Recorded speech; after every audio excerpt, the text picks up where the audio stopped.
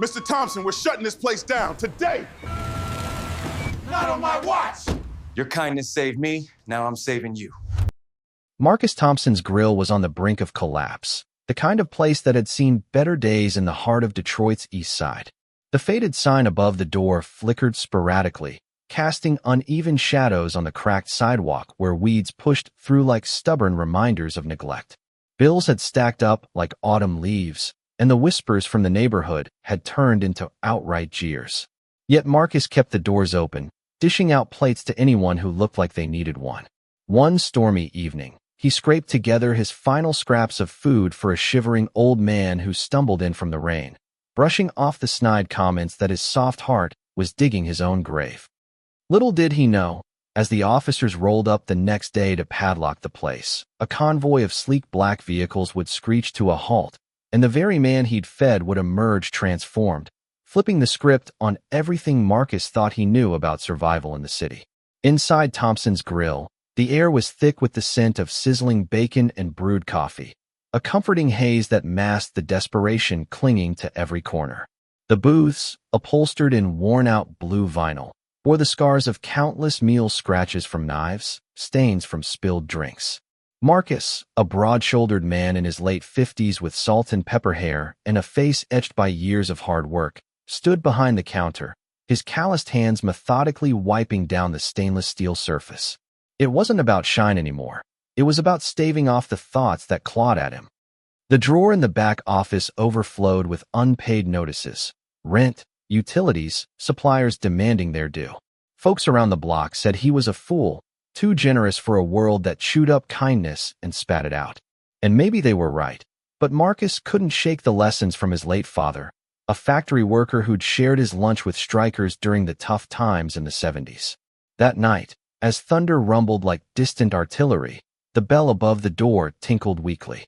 In shuffled a figure drenched from head to toe, his threadbare coat dripping puddles on the linoleum floor.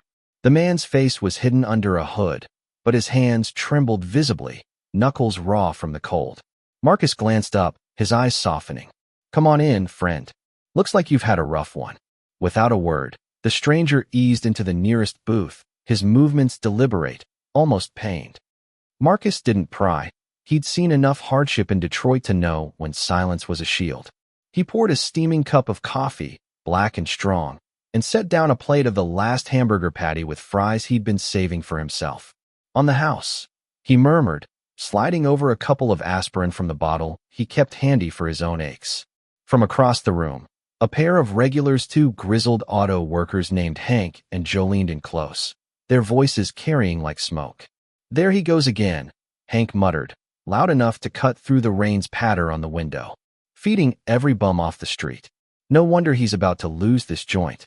Joe chuckled, shaking his head. "Kindness don't pay the bills, Marcus. You gotta look out for number one in this town." Marcus felt the words like a punch to the gut, but he kept his back turned, focusing on the stranger. The old man ate slowly, his eyes sharp and piercing despite the fatigue following Marcus's every move. It was unsettling, that gaze, as if he were measuring the weight of each gesture, each quiet act of compassion. As the storm raged on, Marcus couldn't help but reflect on how he'd gotten here. Born and raised in Detroit, he'd taken over the grill after his parents passed, turning it into a haven for the down and out. In the 80s, when the auto plants shuttered and jobs vanished like smoke, he'd fed laid-off workers without charge. Back then, it built loyalty. Now, in a city still reeling from economic scars, it was seen as weakness. The stranger finished his meal, nodded faintly in thanks, and slipped back into the night. Marcus locked up, the weight of the day pressing on him, unaware that this simple act had set in motion a chain of events that would challenge everything he believed about justice and survival. The next morning dawned gray and unforgiving, the kind of Detroit day where the skyline loomed like a promise unkept. A few early birds trickled in retirees' nursing coffees, chatting about the Tigers' latest slump. But the talk quickly turned to Marcus. "He's too damn nice," one said, a former line worker with a gravelly voice. "In this economy, you gotta be ruthless. Cut corners, charge extra." His companion nodded vigorously. "Yeah, all those freebies? That's why the bank's circling. Stupidity, plain and simple." Marcus overheard every word as he refilled their mugs, his jaw clenching. He wanted to snap back, to tell them about the nights he'd gone hungry himself to keep the lights on, but what good would it do? Instead, he busied himself with the grill, flipping eggs with a practiced flick. By afternoon, the stranger returned. Same soaked coat, same quiet demeanor. Marcus didn't hesitate. Back again. Sit tight. He whipped up a sandwich from the dwindling supplies, ham and cheese on rye, with a side of coleslaw. The man ate in silence, his eyes never leaving Marcus. It was as if he were cataloging every detail. The way Marcus greeted a single mother with her kid, offering an extra cookie, the polite refusal when a vendor called demanding payment. Word spread fast in the neighborhood. Suppliers started ghosting him. One truck of produce never arrived, and when he phoned, the response was curt. Settle your tab first, Thompson. That evening, as Marcus dumped the trash in the alley, he caught snippets from two neighbors lounging by the fence. Man sinking his own ship, one said. Feeding strays while his family's scraping by? Selfish, if you ask me. The other laughed. He chose it. Can't save the world on an empty wallet. Marcus paused, the bag heavy in his hand. Doubt crept in like the chill wind off the Detroit River. Was he foolish? His wife, Elena, had passed 5 years ago from cancer, leaving him with a daughter in college who worried about him constantly. Dad, you can't keep giving everything away, she'd say on their weekly calls. But then he thought of the faces he'd helped, the veterans down on their luck, the kids from broken homes, and the shadow lifted. Back inside, under the buzzing fluorescent lights, he noticed the stranger's gaze soften, as if recognizing the battle raging in Marcus's soul. The week dragged on, each day a tighter noose. By midweek, Marcus was cobbling meals from scraps, a sack of potatoes going soft, onions from a sympathetic farmer's market vendor. He stirred soups with a heavy heart, the ledger in his drawer a constant thorn. On Wednesday, a burly collector showed up, not from the bank, but from a shady loan shark Marcus had turned to in desperation months back. You owe, Thompson, the man growled, slamming a fist on the counter. Pay up, or things get ugly. The threat hung in the air, a whisper of violence that made Marcus's blood run cold. He'd heard stories, broken windows, worse in this part of town where justice was often DIY. He promised to scrape together something, but as the man left, Marcus felt the walls closing in. Thursday brought the mail, a certified letter, red-stamped and ominous. Marcus sat in the empty booth, tearing it open with shaking hands. Eviction notice. The grill would be seized by weeks, and unless the arrears were cleared. That night, the place was eerily quiet, just the hum of the old fridge and the clink of the stranger's fork. For the first time, Marcus sat across from him, nursing a cold coffee. Rough times, huh? He said softly. The man paused, his eyes meeting Marcus's with an intensity that bordered on unnerving. No words, but a nod that felt like understanding.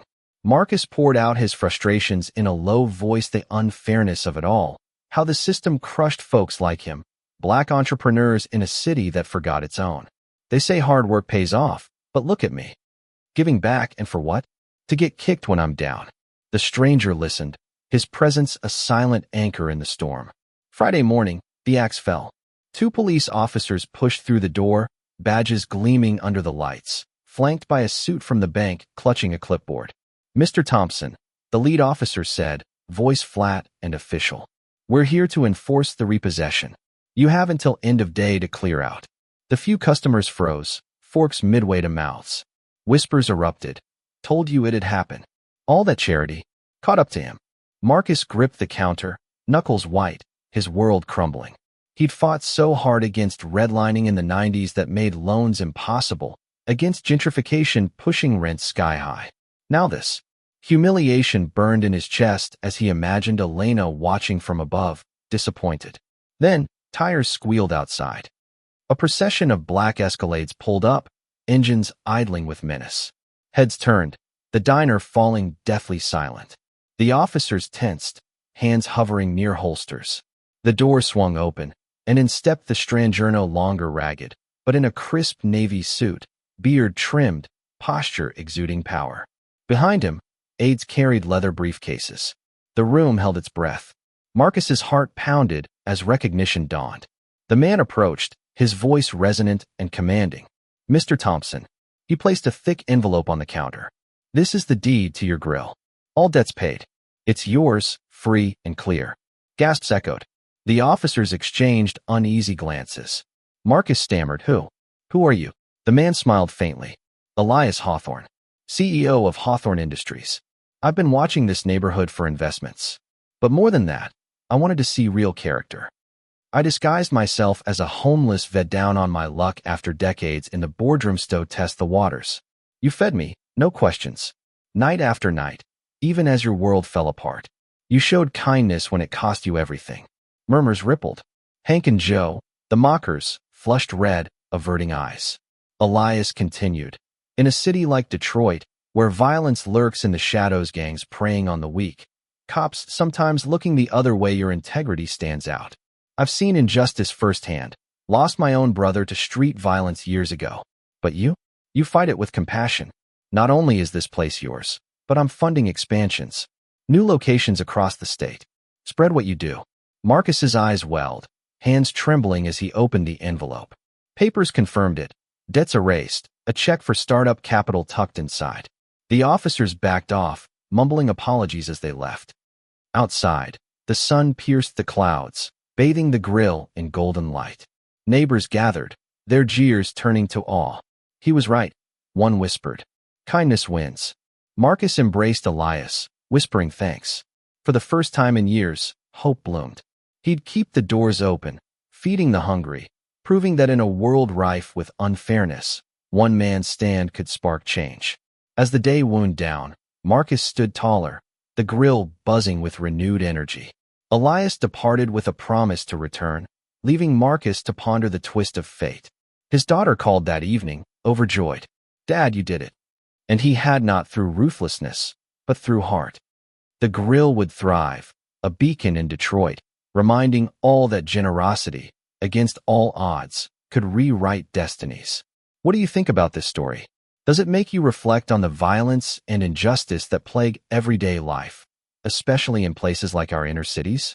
Share your opinions in the comments below. Take a stand on whether kindness can truly combat systemic unfairness, or if it's just a band-aid on deeper wounds. I'd love to hear your views and spark a discussion.